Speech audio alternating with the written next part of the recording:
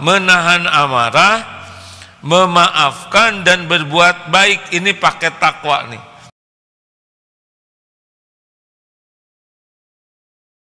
Bismillahirrahmanirrahim. Assalamualaikum warahmatullahi wabarakatuh. Alhamdulillahi rabbil alamin. Allahumma salli ala sayyidina Muhammadin wa ala alihi wa ashabihi ajma'in. Ya Allah, berkahi pagi ini bagi kami semuanya ya Rabb. Wahai yang maha mendengar, golongkan kami menjadi orang yang Engkau beri nikmat iman yang sempurna. Allahumma inna nas'aluka imanan kamilan wa yaqinan shadiqan wa qalban khashi'an. Allahumma inna nas'aluka ilman nafi'an wa rizqan thayyiban wa amalan mutaqabbalan. Ya Allah, limpahi kami dengan ilmu yang menambah iman kami, ilmu yang menambah amal soleh kami.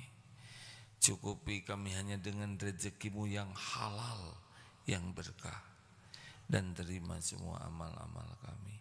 Amin ya rabbal alamin. Alhamdulillah, enak. Kita tinggal minta kepada Allah.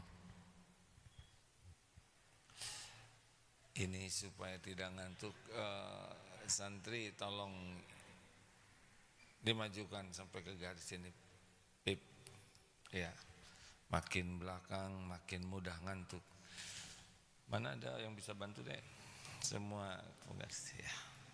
Maaf ya, majukan ke dua garis. Baik rekan-rekan sekalian, langsung close up, pip, udah cukup. Nah kalau berhop, pembajuan terlalu maju. Nah begitu. Maaf ya para pendengar, maklum ngurus santri. Pip, samakan pip, dilihat.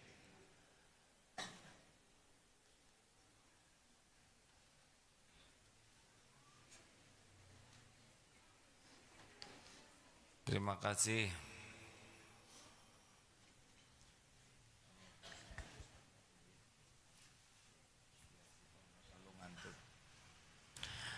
Baik, kali ini kita akan membahas salah satu di antara pilar hadis yang menjadi pilar seseorang berakhlak baik.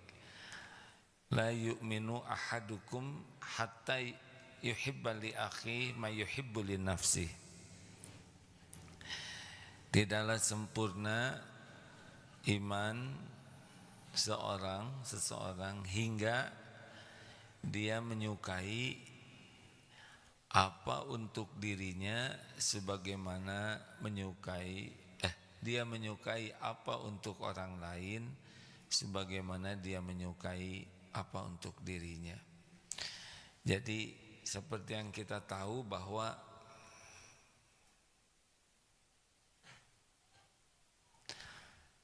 akhlak tergantung iman. Makin kuat iman, makin bagus akhlaknya. Kebahagiaan tergantung iman. Makin kuat imannya, makin bahagia. Keselamatan tergantung iman. Makin kuat imannya, berpeluang selamat jadi ahli surga. Jadi prioritas dalam hidup kita sebetulnya intinya dimanapun, kapanpun hanya dua. Satu, bagaimana iman meningkat, bagaimana kualitas amal kita dan juga kuantitasnya meningkat. Karena bahagia itu tergantung iman dan amal soleh. Keselamatan itu tergantung iman dan amal soleh. Buah dari orang yang imannya kuat dan amal soleh itu yakin jadi akhlakul karimah.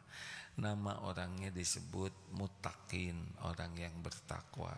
Penampakannya akhlakul karimah. Di antara penampakannya orang yang akhlakul karimah namanya hayyin, layyin, qarib, sahol. Tenang, menenangkan. Orang yang berakhlak mulia itu yang diharamkan tersentuh api neraka, ciri pribadinya adalah tenang, menenangkan, teduh, meneduhkan, sangat nyaman di hatinya tuh. Kenapa kok begitu? Karena selalu berzikir kepada Allah dengan penuh keyakinan. Ala bizikrillah tatmainnul qulub. Camkan, hanya dengan ingat Allah hatimu akan tenang ya. Jadi orang-orang yang akhlaknya baik, yang imannya kuat itu cirinya adalah susah lupa kepada Allah. Makin yakin ke Allah, makin susah lupa. Karena semua yang dilihat, semua yang didengar, semua yang dirasakan, jadi ingat kepada Allah. Dan semuanya juga ciptaan Allah, semuanya milik Allah, semuanya ada dalam kekuasaan Allah. Ingin sesuatu, pasti ingat Allah. Takut sesuatu, pasti ingat Allah. Lihat sesuatu, panas, dingin, sehat, sakit, pasti ingat kepada Allah. Karena Allah lah pemilik segala-galanya. Ciri yang kedua apa? Layin, orangnya itu sangat sopan santun, lemah lembut. Layin itu sangat lemah lembut. Dari mana datangnya lemah lembut? Dari hati yang penuh sayang. Jadi kepada Allah menghamba, kepada umat berkhidmat. Sayang ke orang tuh, sayang. Tidak hanya ke orang, ke binatang, ke pohon, ke alam ini. Sayang. Irhamu man fil ard yarhamkum man fis sama. Sayangi yang di bumi, yang di langit menyayangimu. Jadi kalau kita ingin disayang Allah, sayangi makhluk-makhluk Allah, kita akan disayang. Nah, ciri orang yang punya kasih sayang itu bagaimana? Lemah lembut.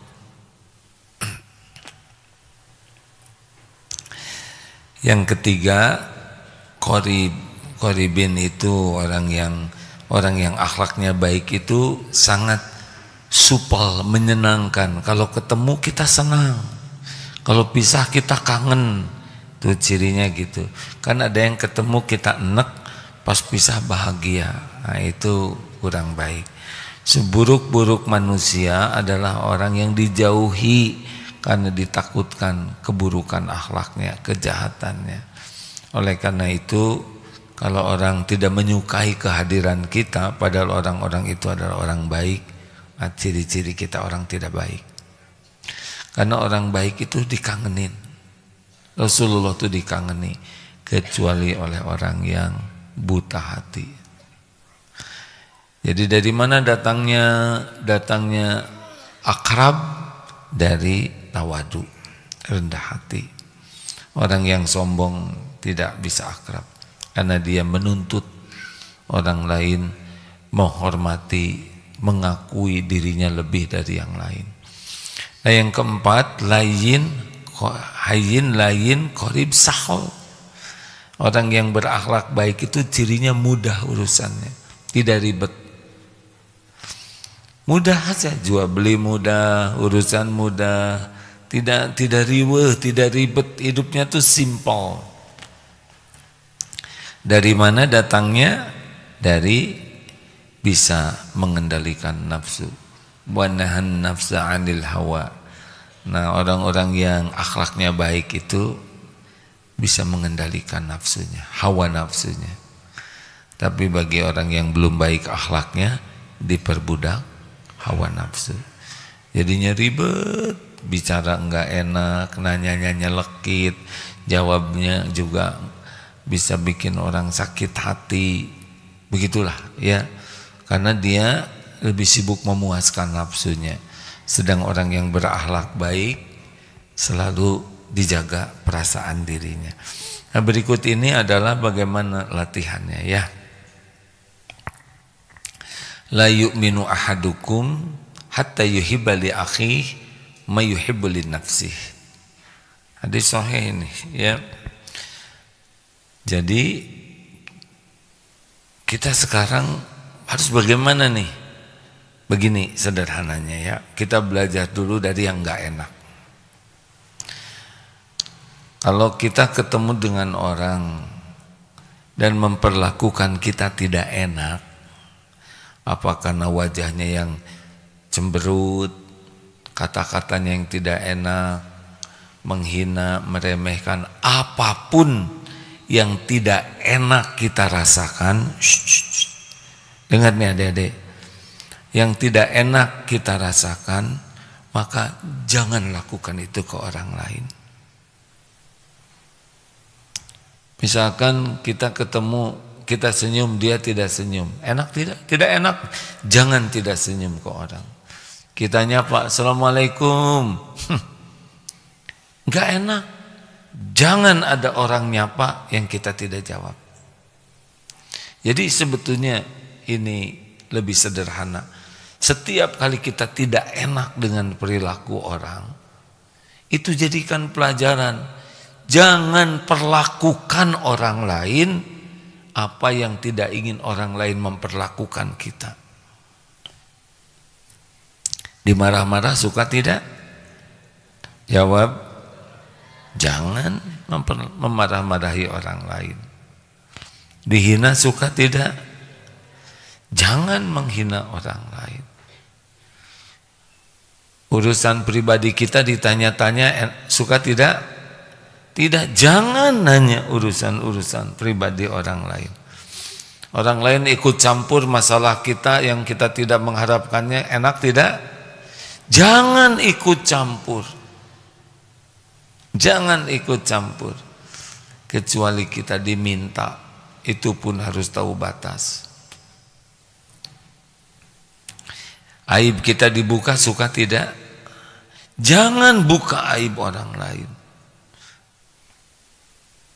Jadi sebetulnya hidup ini tidak terlalu ribet hadirin kalau mau belajar dan berlatih. Terus rasakan, ini orang sombong gini, saya nggak mau kayak gitu. Yang benar kamu, ditunjuk-tunjuk wajah kita, gak enak sekali. Saya nggak mau nunjuk-nunjuk wajah orang. Dibohongi mau tidak? Jangan ngebohongin orang. Jadi catat apa yang kita tidak mau diperlakukan orang, jangan lakukan itu kepada orang lain. Bagus kan begitu? Kita bisa belajar. Setiap hari kita berinteraksi dengan orang. Ada yang enak, ada yang gak enak. Gak usah sebel ke orangnya, karena orang yang berbuat tidak enak juga bermanfaat bagi kita. Jadi guru yang kurang baiknya. Tapi hikmahnya kita tidak berbuat jelek.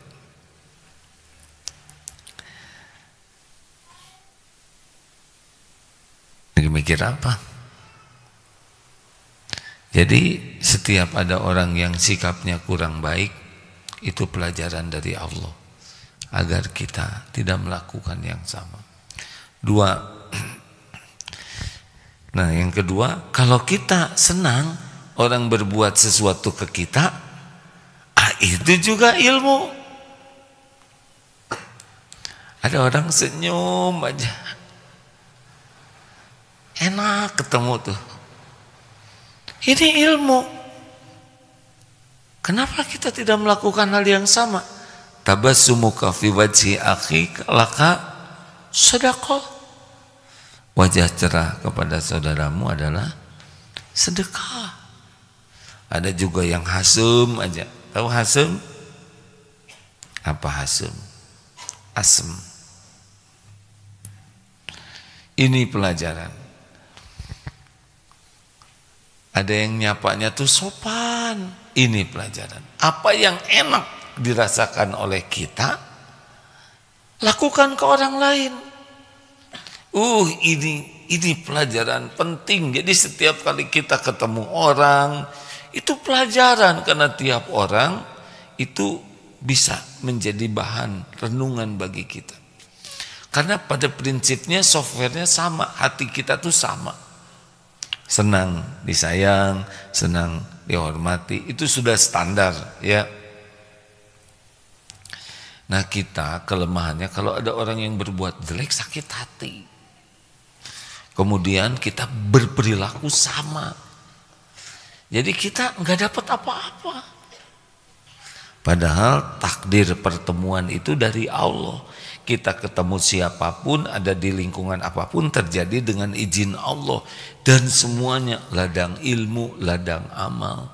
Tinggal kita mau menggunakan semua itu menjadi perubahan diri kita atau tidak. Biasanya orangnya jadi bahan omongan. Orang itu sombong banget. Dia tuh kerjanya suka ngomongin orang. Amit, amit. Tahu nggak? Ngomongin orang tuh dosa. Dia lagi ngomongin siapa?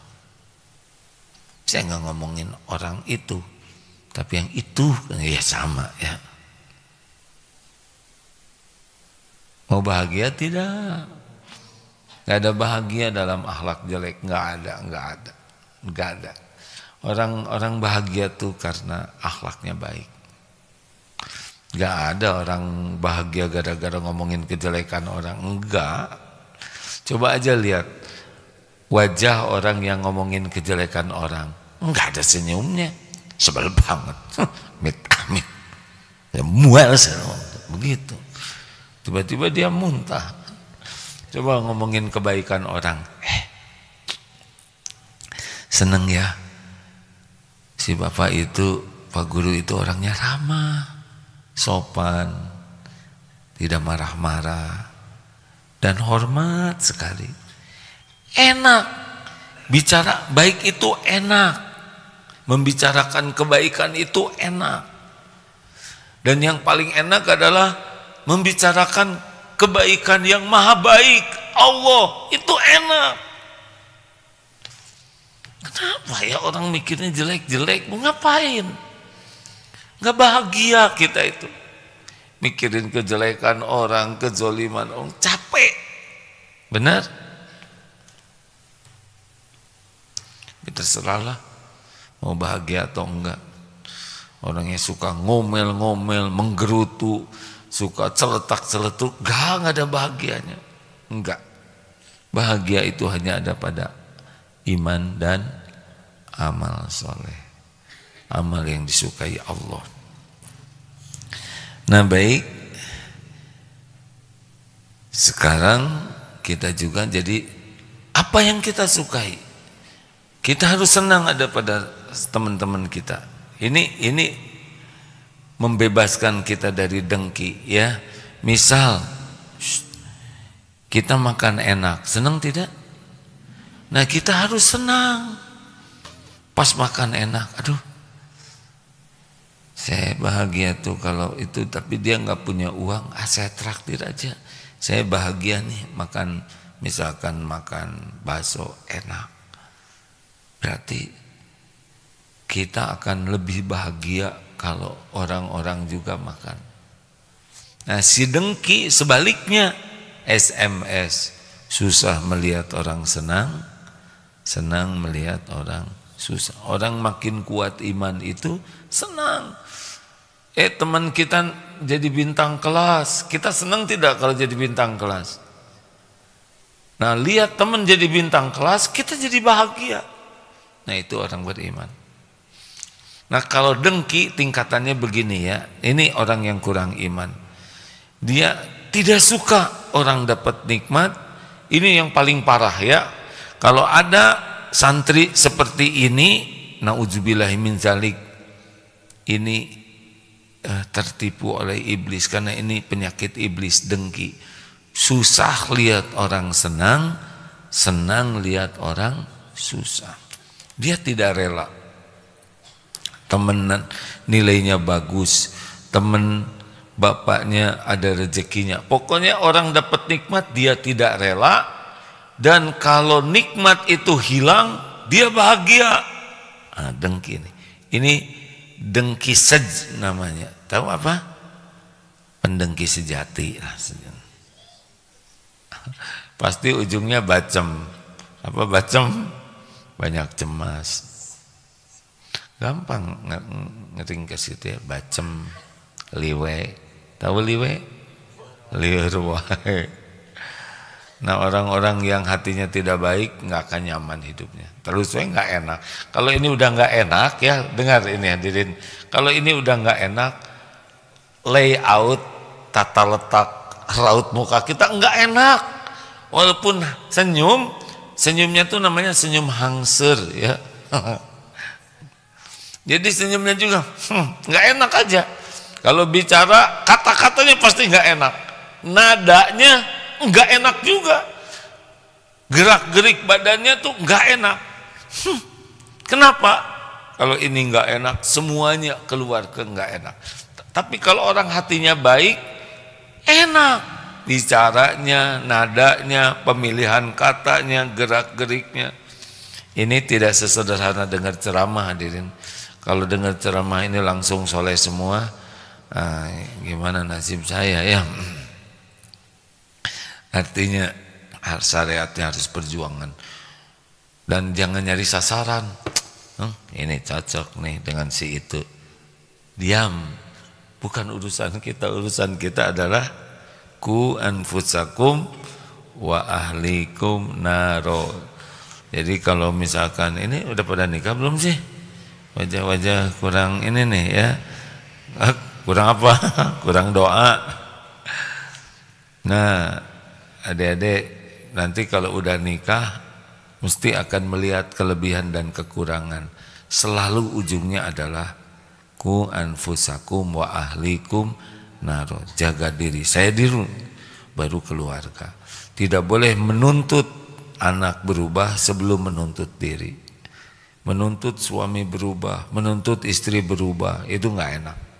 Tuntut diri berubah, bantu yang lain berubah, baru bisa menjadi baik. Tingkatan kedua dari dengki men atau dengki lady, tidak senang, tidak rela orang lain dapat nikmat, tapi dia jangan celaka lah. Jelas ya? Jadi orang dapat nikmat gak boleh, tapi ya jangan celaka. Ini biasanya ke saudara nih ya. Jadi kita tidak suka dia nilainya bagus, tapi dia dikeluarin juga jangan. Dia nggak naik kelas juga jangan. Tapi janganlah dia punya nilai bagus, tapi jangan. Ini udah ada dikit kasih sayangnya, tidak mau orang celaka.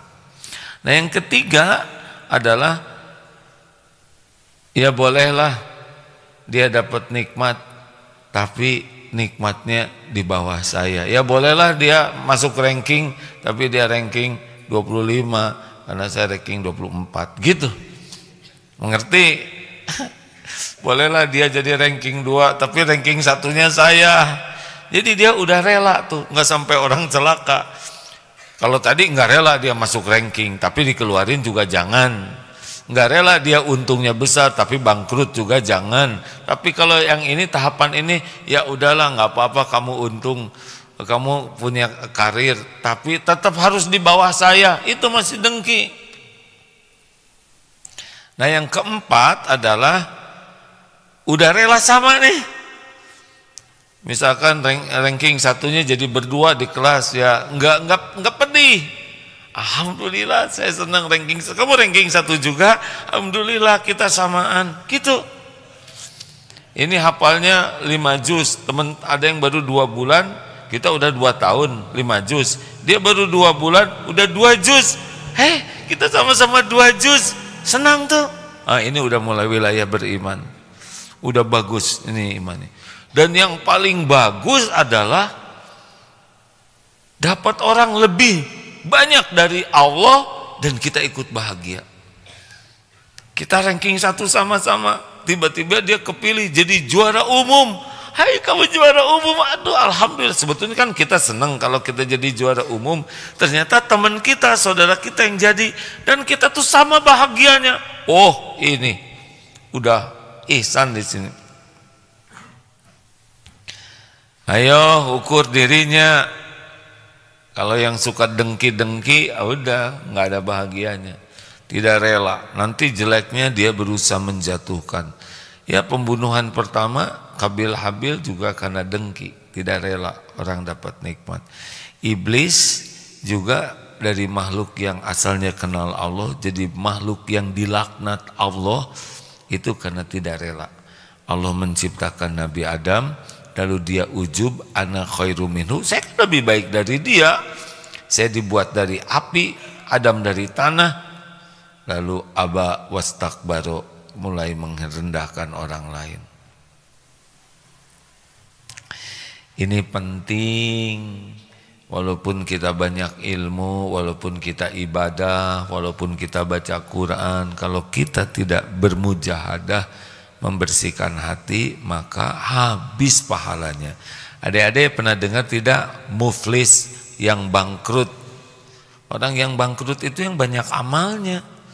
Dia ibadah, dia tahajud, dia saum, dia ngaji, tapi hatinya enggak diurus, jadi dia dengki.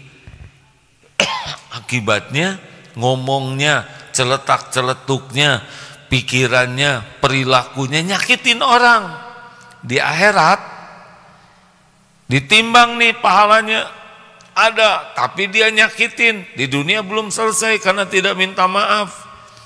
Sholat ambil, saum ambil, 5:30. Udah masuk Pak Miftah? Alhamdulillah. Wilujeng Pak Miftah, maaf ini ya, mudah-mudahan beliau diberi usia panjang, penuh kebaikan, sehat-sehat lahir batin, istiqomah, dan penuh manfaat bagi umat. Masya Allah, amin ya rabbal alamin. Di MKFM sekarang ada Pak Profesor Kiai Haji Miftah Farid ya. Jadi sampai di mana tadi? Hah? Ngomongin iblis. Nah, ngomongin apa?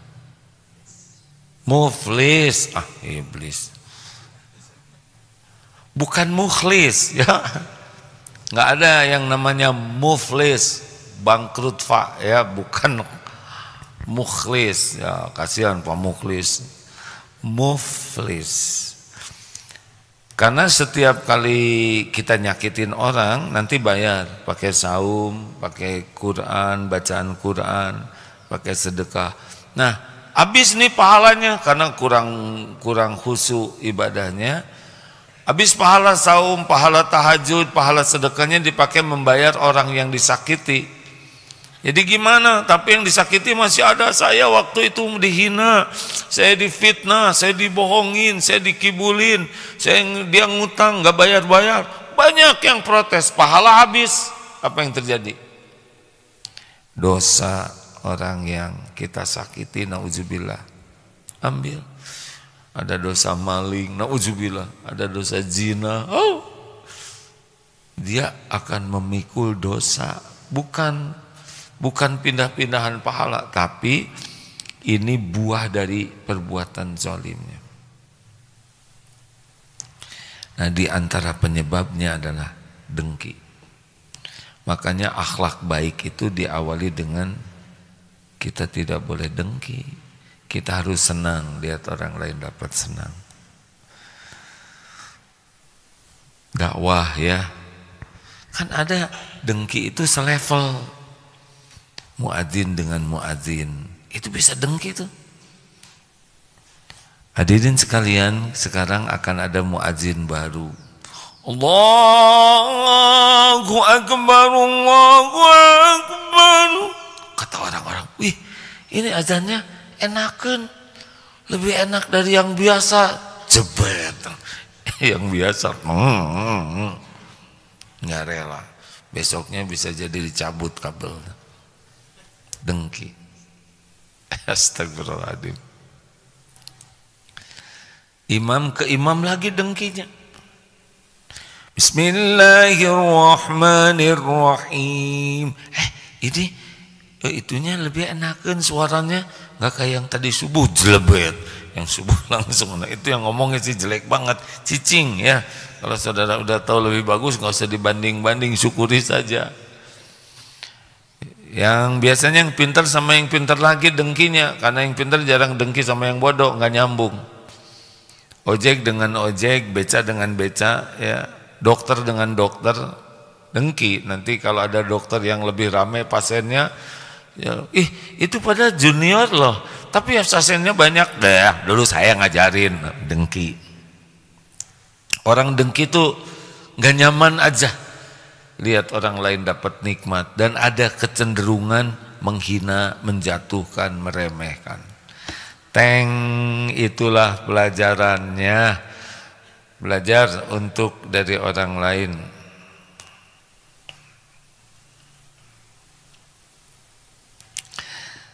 Ya, baik. Ada pertanyaan silahkan. Mim, Apip, silakan. Kita dengar beberapa pertanyaan. Silakan santri. Ini forum tanya jawab, masa ceramah terus. Kalau nggak ada juga nggak apa-apa. Kita tidak boleh memaksakan kehendak. Bukan tidak mau bertanya A, tapi kami tidak mau mempersulit AA gitu ya. Berbakti. Ada Mim? Cek. Izin A, pertanyaan dari Instagram. Assalamualaikum, izin bertanya A, gimana cara melupakan pengkhianatan suami A? Melupakan pengkhianatan suami. Lupakan. Begini ya. Ini gini, jangan disebut suami lah. Pengkhianatan pendamping hidup gitulah ya. Karena ada juga suami, saya juga dikhianati istri misal ya. Dan kalau A bicara nanti disangka ngebela kaumku. Begini, kalau terjadi, sudah terjadi ya, ini kejadian dikhianati pasangan hidup yang halalnya. At-Taghabun ayat 11. Ma aswaba min musibatin illa biiznillah wa may yu'min billah yahdi qalbah. Tak ada satupun musibah yang menimpa kecuali dengan izin Allah. Barang siapa yang beriman kepada Allah, Allah memberi petunjuk di hatinya. Baca surat At-Taghabun ayat 11. Ini udah terjadi. Baca lagi surat Al-Hadid ayat 23. Ma asaba min musibatin fil ard. Tidak ada satupun musibah yang menimpa di bumi. Wala fi anfusikum, dan juga pada dirimu, illa kecuali fi kitabim min qabli an nabra'aha inna dzalika 'alallahi yasir. Kecuali sudah tertulis di Lauh Mahfuz sebelum kami mewujudkannya, yang demikian itu mudah bagi Allah. Likaila ta'sau 'ala ma fatakum wa la tafrahu bima atakum wallahu la yuhibbu kulla mukhtalin fakhur. Agar kalian tidak terlalu bersedih, berduka dengan yang luput, artinya dengan kejadian yang gak cocok, dan jangan terlalu gembira dengan apa yang Allah berikan. Bukan terlalu gembira, yang bagus tuh bersyukur ya. Dan Allah tidak menyukai orang yang sombong lagi membangga-banggakan diri. Kemudian buka lagi surat Asy-Syura ayat 30. Dah? Oh, ini udah tertulis. Oh, ini izin Allah. Asy-Syura ayat 30. Wa ma asabakum min musibatin fabima kasabat aydikum wa ya'fu an katsir. Musibah apapun yang menimpamu, ma asaba min musibakum. Jadi gimana? Masum fabima kasabat aydikum. Itu adalah buah dari perbuatanmu sendiri. Bagaimana dia yang mengkhianati kok perbuatan sendiri? Saya tidak mengkhianati. Benar. Dalam hal ini yang berkhianatnya adalah yang itu nggak mau nyebut suami, si dia ya. Tetapi ini menimpa di rumah pasti ada dosa. Dosa saya apa? Saya tidak pernah berkhianat. Nah, dosanya itu yang berat itu, enggak mau ngaku punya dosa. Tapi saya enggak pernah berkhianat, benar. Ke pendamping tidak berkhianat, tapi mungkin ke orang tua, ke anak, ke teman. Dalam perjalanan hidup pasti ada dosa. Nah, dosa itu mengundang musibah itu menimpa. Gitu menurut ilmunya. Atau surat An-Nisa 79 ya.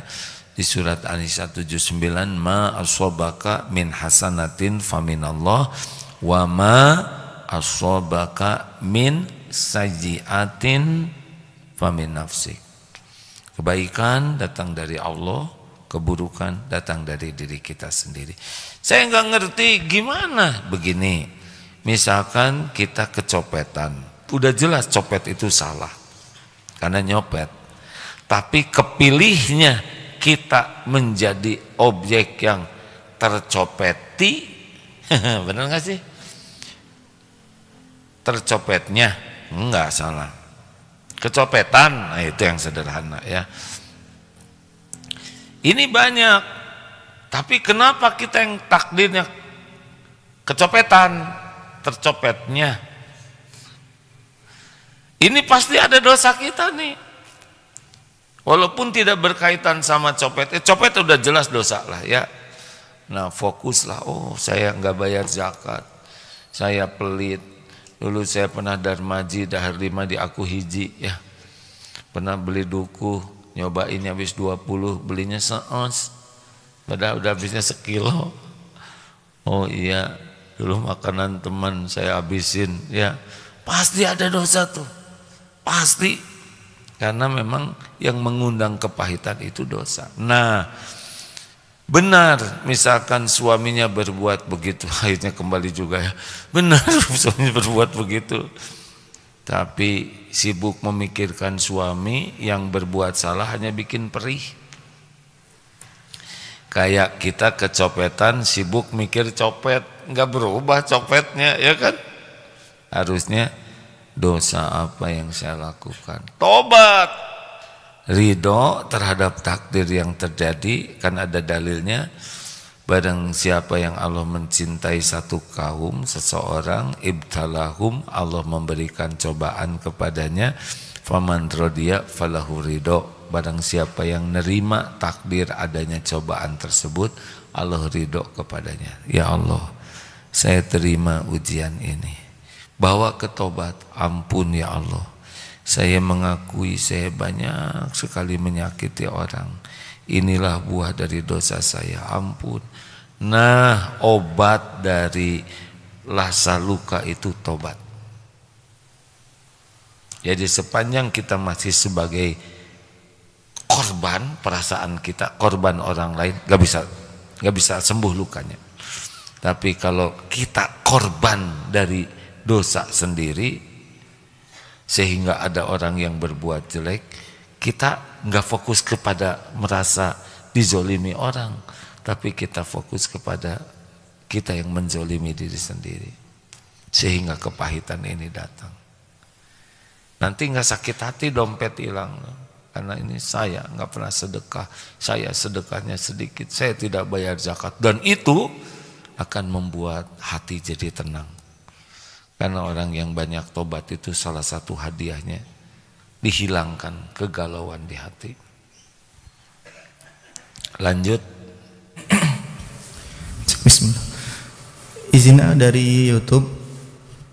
Bagaimana melatih diri agar tidak terpancing emosi saat orang lain ada yang bergibah dan tidak terpancing saat nama kita difitnah? Karena saya barbar maunya gelut Apa? Gelut? Apa ini urusan? Non, saya ada gelut. Karena saya barbar maunya gelut Nggak jelas Pip. Siapa barbar? Itu mungkin mudah emosi. Pip. Ulangi Pip. Saya kurang fokus barusan. Bagaimana melatih diri agar tidak terpancing emosi saat orang lain ada yang bergibah dan tidak terpancing saat nama kita difitnah?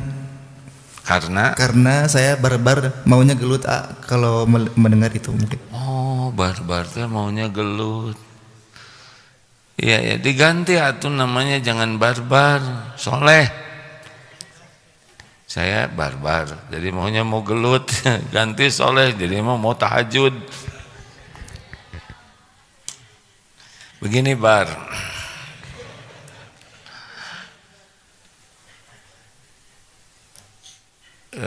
Harus kalau memanah itu harus ada target dulu. Tapi ini udah bagus sekali, udah menyadari bahwa beliau itu punya sifat mau gelut karena barbar, gitu kan? Jadi orang mau berbuat itu rumusnya ambak. Apa arti ambak? Apa manfaatnya bagiku? Islam sangat memuliakan orang yang bisa mengendalikan amarah. Ali Imran 134, 135. Ciri ahli takwa di antaranya adalah menahan amarah, memaafkan dan berbuat baik. Ini paket takwa nih. Tahan marah, maafkan, berbuat baik. Ini orang takwa begini. Berarti hidupnya bakal tenang, bahagia. Orang yang mudah marah, selalu marah-marah, tidak mau memaafkan, pendendam, dan senang untuk berbuat jelek, gak ada cerita bahagia.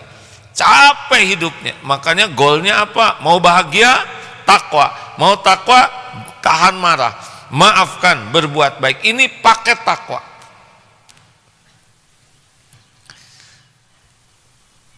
Al-Furqan ayat 63, wa idza khatabahumul jahiluna qalu salaman. Ini ibadur rahman, hamba yang Allah yang maha penyayang, ini hamba kesayangan Allah. Salah satu cirinya adalah kalau orang lain jahil berkata yang tidak bagus, qalu salaman, dijawabnya dengan perkataan yang membawa keselamatan. Tinggal milih mau grup yang mana. Kalau grup ahli takwa, grup yang mulia, bahagia, grup orang yang suka ditolong Allah. Nah, pilihannya adalah goalnya. Gimana caranya? Saya juga sudah tahu. Jangan marah atuh. Baru juga dinasihati yang jelas. Jadi mulailah yang kecil-kecil, ya. Kecil-kecil gimana yang jelas tuh, dimarahin saya ya enggak? Mulai kita pelajari. Saya tuh marahnya kalau lagi apa aja. Kan ada yang marah tuh biasanya inti marah itu meledak itu karena kalau ada yang tidak cocok dengan keinginan. Inginnya sepi, tahu-tahu ada yang ribut, marah. Inginnya bersih, kurang bersih, marah. Nah, kita harus berdamai dulu nih dengan hal yang tidak sesuai harapan. Tidak semuanya harus bikin marah, ya enggak? Masa ini ruangan udah bersih, hanya ada bungkus permen di pojok, jadi meledak marahnya. Enggak boleh. Apalah artinya bungkus permen, kan?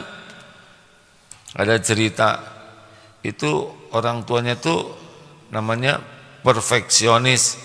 Karena nyimpen ini miring, 2 hari katanya bapaknya marah, miring dikit, atau tengah, digitu, beres. 2 hari marah tuh bisa zolim banyak orang, betul? Nah, harus berdamai dengan ketidakperfekan. Makanya orang yang perfeksionis tuh cenderung stres dan mengajak stres orang lain. Kita harus berusaha yang baik, tapi tidak usah pakai stres, ya. Halo. Nah, bagaimana kalau udah jengkel nih? Diam. Jangan ngomong. Tapi saya marah. Lebih bagus marah sambil diam daripada marah sambil bicara. Karena bicara pasti zolim. Ada juga yang diam tapi nonjok. Itu bukan diam. Saya nggak ngomong beleduk, saya nggak sebanyak ngomong, yang penting benyut, itu juga makin nggak bener. Diam tuh artinya kendalikan tidak hanya mulut dan juga zikirnya apa? Tebak zikirnya apa? Astagfirullah. Itu modifikasi astagfirullahaladzim, bukan begitu. A'udzubillahi minasyaitonirrajim. Tapi proporsional ya, misalkan suami lagi marah-marah kata istri a'udzubillahi minasyaitonirrajim, nah, itu nyiram bensin ke api. A'udzubillahi minasyaitonirrajim. Ini jarang orang zikir ini karena setan membuat lupa kepada zikir ini. Kemudian apalagi pindah, tinggalkan aja. Pindah situasi, kalau berdiri duduk, kalau duduk berbaring, tapi ya proporsional lah ya. Ibu lagi apa di pasar berbaring? Saya emosi nih, tukang dagang teh marah hal, goler ibu-ibu teh di pasar. Kita ngamalin ilmu agim, jangan ngomong gitu. Kemana guru? Ternyata guru lagi ngagoler di belakang bangku. Kenapa Pak Guru? Gemes sama kalian. Nah, jangan ngegoler di mana aja ya, nanti jadi masalah baru. Pindah situasi. Memang kalau masih jengkel lagi wudhu, sholat itu udah bisa. Tapi biasanya dengan tekad kuat lalu banyak a'udzubillahi minasyaitonirrajim dan diam itu udah banyak menolong. Makanya kalau lagi diskusi misalkan yang mulai panas, mulai debat, diam aja. Jawab. Biasakan salah ya. Kenapa diam aja? Sebentar lagi nenangkan hati. Ya begitulah hidup, memang harus pakai mujahadah. Banyak yang bakal menjengkelkan. Tahu kenapa? Karena kitanya juga jengkelin ya. Hidup harus mujahadah, terus saja berlatih. Menahan keinginan, menahan amarah, menahan pandangan, menahan lisan, terus saja begitu hidup. Karena memang orang itu selamat karena paham agama dan bermujahadah. Lagi terakhir, cek bismillah. Izin dari TikTok. Apa indikator menyakiti orang? Kadang ada orang yang merasa sakit hati hanya karena ditegur atas kesalahannya.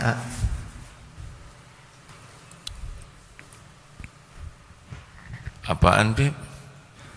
Apa indikator menyakiti orang?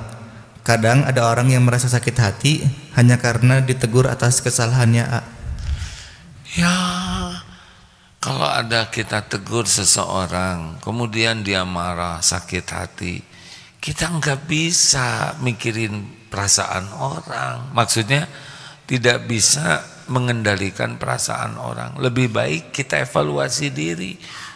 Jangan, padahal saya kan udah bener, saya tuh ngasih tahu dia kalau dandan jangan kayak gitu, itu wajahnya jadi kayak kesemek, cuman itu nyebut kesemek tuh sakit hati. Kamu tuh diet udah berapa kuintal? Nah kuintal itu sejenis karung. Dengar ya, kalau kita nasehatin orang dan orangnya sakit hati, yang kita lakukan apa? Evaluasi diri. Jangan-jangan kita enggak ikhlas, jangan-jangan lagi sombong, jangan-jangan ngasih taunya itu kita lagi emosi, merasa lebih mulia, lagi ujub, merasa lebih soleh, sehingga Allah tidak memilih kata-kata kita menjadi jalan. Tobat. Si Amang ngebela terus orang. Tuh kan. Bela dong saya kan memberikan nasihat, saya pembela kebetulan. Iya boleh, kan ada pembela kebenaran, ada pembela kebetulan. Udahlah, nggak ada ruginya evaluasi. Makanya PDLT, perbaiki diri dan lakukan yang terbaik. Udah gitu aja lah.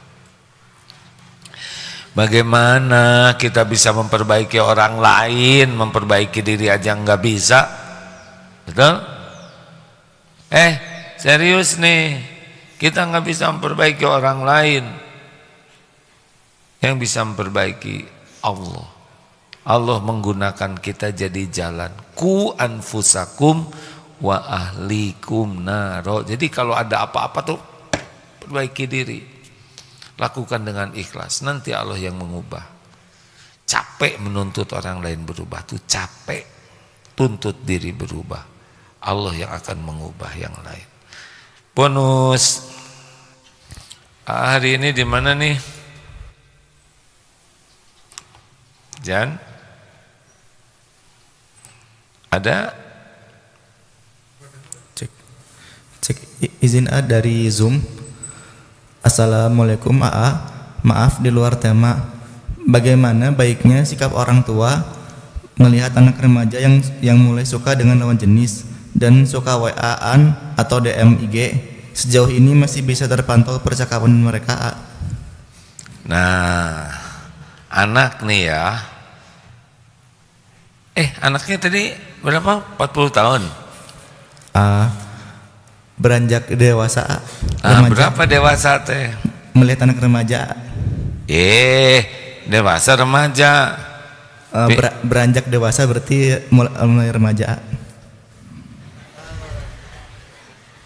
Bingung Habib, terserah Habib aja. Maaf ini melihat anak remaja yang sudah mulai suka dengan lawan jenis.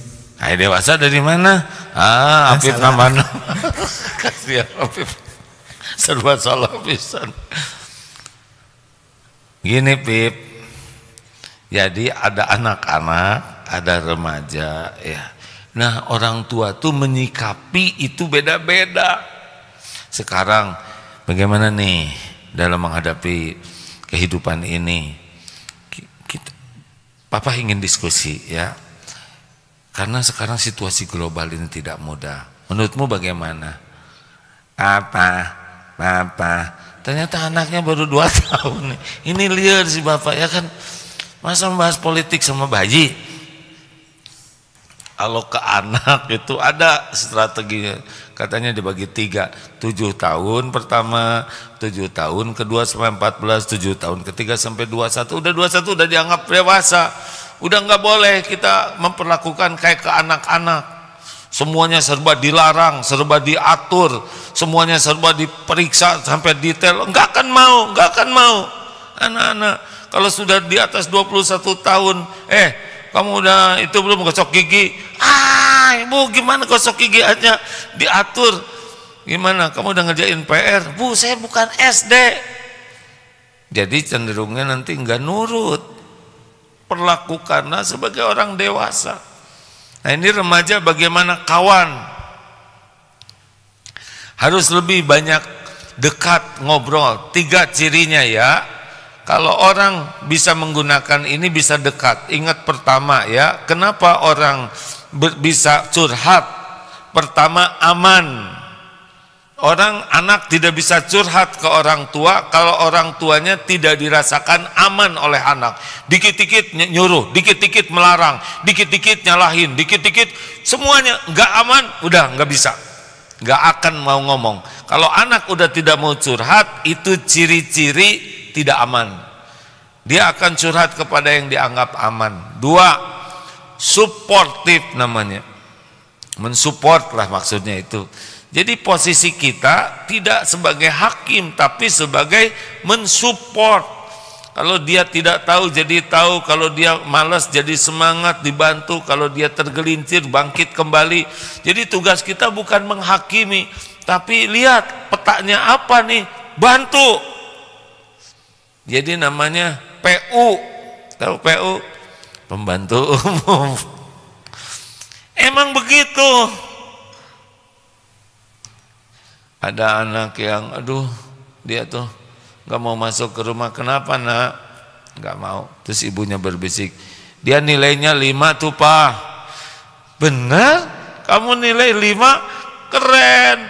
Bapak dulu 4. Gara-gara 4 belajar sungguh-sungguh, lumayan jadi bintang kelas akhirnya.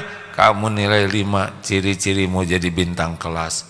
Tuh begitu. Dan yang ketiga, terbuka. Artinya jadi orang tua itu harus mau membuka diri sehingga mau dengar masukan, koreksi, saran dari anak. Kalau kita udah membuka diri mau dengar masukan dengan lapang dada, insya Allah komunikasinya baik. Tapi kalau orang tua udah merasa paling berkuasa, paling tahu, paling pintar, paling udah itu selesai itu, anak nggak mau lagi ngobrol. Maka gunakan rumus ini. Silakan evaluasi diri ya. Nanti asar kajian Al-Hikam di pesantren asar, lalu ba'da isya insyaallah langsung kajian Ma'rifatullah. Mudah-mudahan Allah mempertemukan kita dalam kebaikan. Terima kasih hadirin, udah habis waktunya. Subhanakallahumma bihamdik asyhadu an la ilaha illa anta astaghfiruka wa atubu ilaik. Assalamualaikum warahmatullahi wabarakatuh. Terima kasih semuanya ya, para operator semua yang membantu terlaksananya kegiatan ini. Gini-ginian tuh ada manfaatnya kah?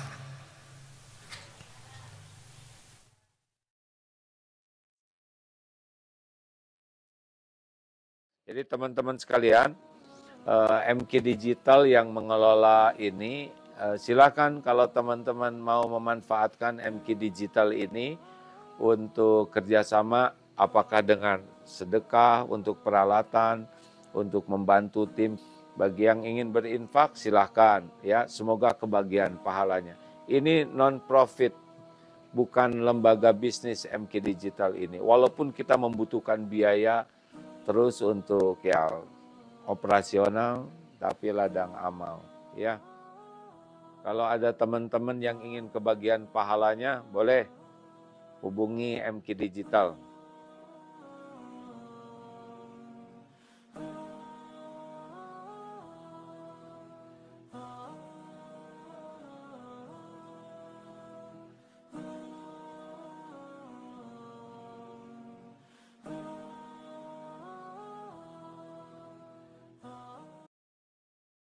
لا بإذنه يعلم ما بين أيديهم وما خلفهم ولا يحيطون بشيء من علمه إلا بما شاء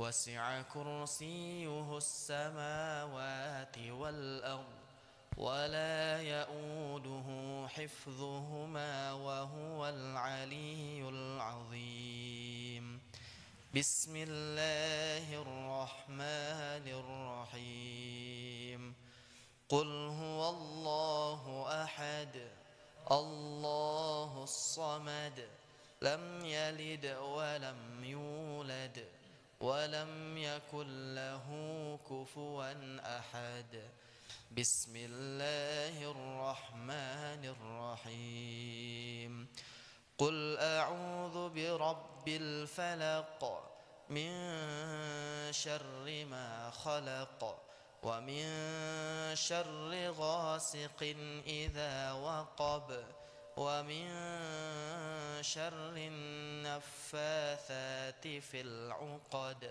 ومن شر حاسد إذا حسد بسم الله الرحمن الرحيم قل أعوذ برب الناس ملك الناس إله الناس من شر الوسواس الخناس الذي يوسوس في صدور الناس من الجنة والناس أصبحنا وأصبح الملك لله والحمد لله لا إله إلا الله وحده لا شريك له له الملك وله الحمد وهو على كل شيء قدير رب أسألك خير ما في هذا اليوم وخير ما بعده وأعوذ بك من شر ما في هذا اليوم وشر ما بعده رب أعوذ بك من الكسل وسوء الكبر رب أعوذ بك من عذاب في النار وعذاب في القبر اللهم بك أصبحنا وبك أمسينا وبك نحيا وبك نموت وإليك النشور اللهم أنت ربي لا إله إلا أنت خلقتني وأنا عبدك وأنا على عهدك ووعدك ما استطعت أعوذ بك من شر ما صنعت أبوء لك بنعمتك علي وأبوء بذنبي فاغفر لي فإنه لا يغفر الذنوب إلا أنت اللهم إني أصبحت أشهدك وأشهد حملة عرشك وملائكتك وجميع خلقك أنك أنت الله لا إله إلا أنت وأن محمدا عبدك ورسولك اللهم ما أصبح بي من نعمة أو بأحد من خلقك فمنك وحدك لا شريك لك فلك الحمد ولك الشكر اللهم عافني في بدني اللهم عافني في سمعي اللهم عافني في بصري لا إله إلا أنت اللهم إني أعوذ بك من الكفر والفقر وأعوذ بك من عذاب القبر لا إله إلا أنت حسبي الله لا إله إلا هو عليه توكلت وهو رب العرش العظيم اللهم إني أسألك العفو والعافية في الدنيا